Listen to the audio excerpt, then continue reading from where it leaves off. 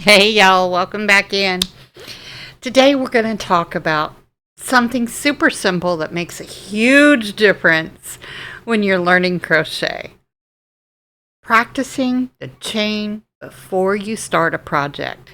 Y'all, I know it sounds tiny, but it's one of those little habits that builds confidence faster than almost anything else. When you're brand new, your chain, which is just a tiny little chain, right? It's usually the part that feels the most awkward. Your hands don't know where they're supposed to go yet. Your tension, what is tension, right? When you're first beginning, you don't know what that word is supposed to actually represent. You know what the word is, obviously, but you don't necessarily know how that plays a part in crochet.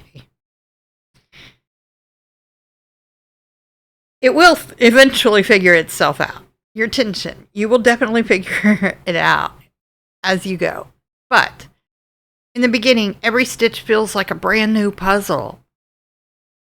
Practicing with just the chain, without any pressure of an actual first project, lets your hands warm up and settle into a rhythm.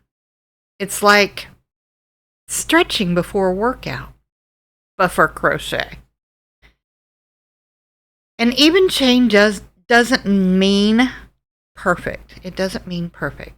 It just means that your stitches are close enough in size that row 1 will feel smooth instead of stressful. When your chain is too tight, row 1 becomes a fight. You're trying to shove your crochet hook into that first chain, and if it's too tight, you'll really struggle. You will really struggle. When your chain is too loose, it just feels all floppy. So practicing, working on your chain, helps you find that middle ground where your chains aren't too tight and they're not flopping around because nobody wants floppy. I have a whole blanket done in floppy because it was one of my first ones. And that's okay. I actually love that blanket, even though it's floppy. Absolutely love it because it does represent a couple of things for me. But that's a story for another time. So you need that middle ground. You don't want it to be too loose. You don't want it so tight that your hook can't go into it for the first row, right?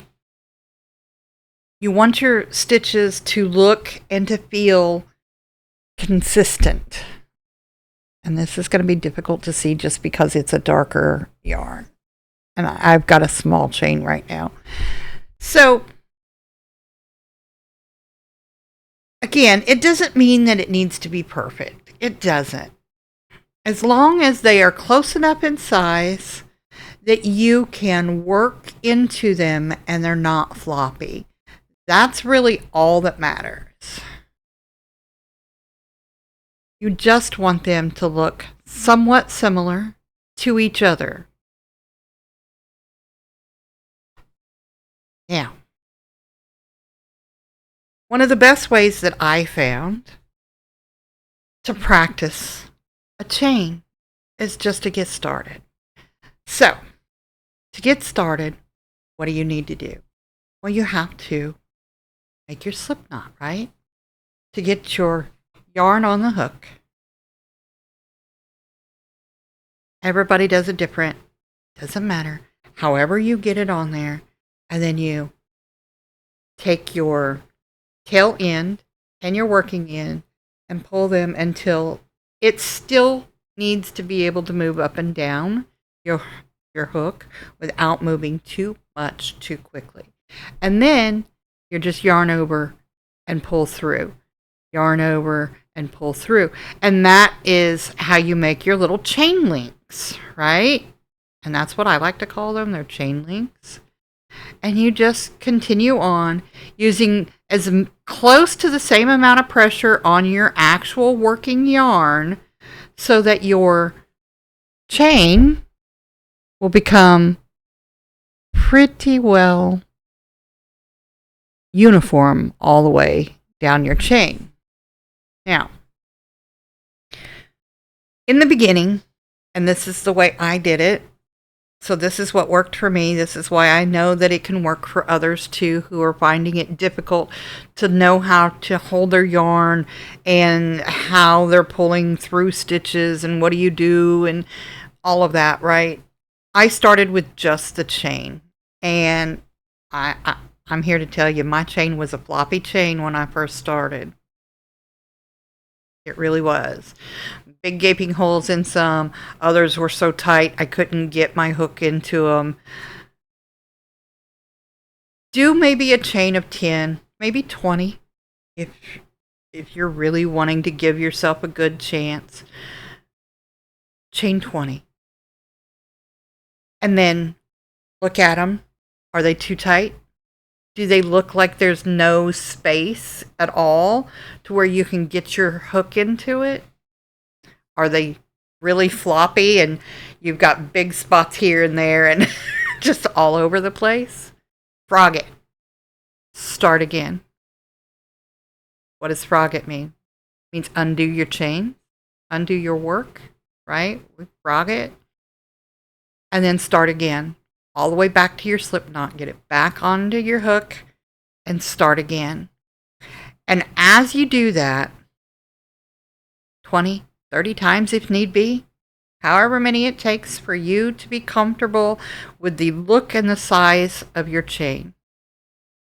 Once you have that down, you can move on to, okay, I've got the chain and now let's work on the first row of stitches. And you go into those chain links. Can you go into them easily?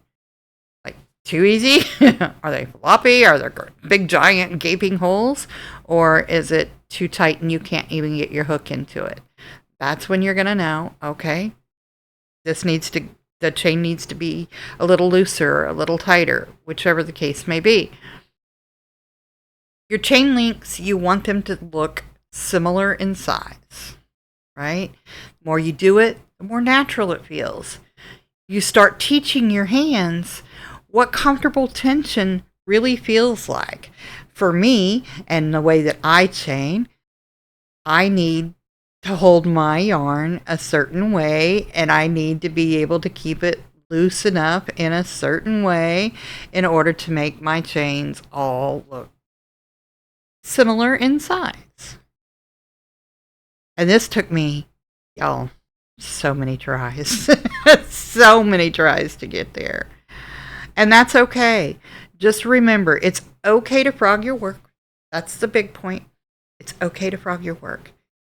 When you're working on a chain and you're trying to get your tension somewhat resembling something that is going to be workable later on, you're going to frog.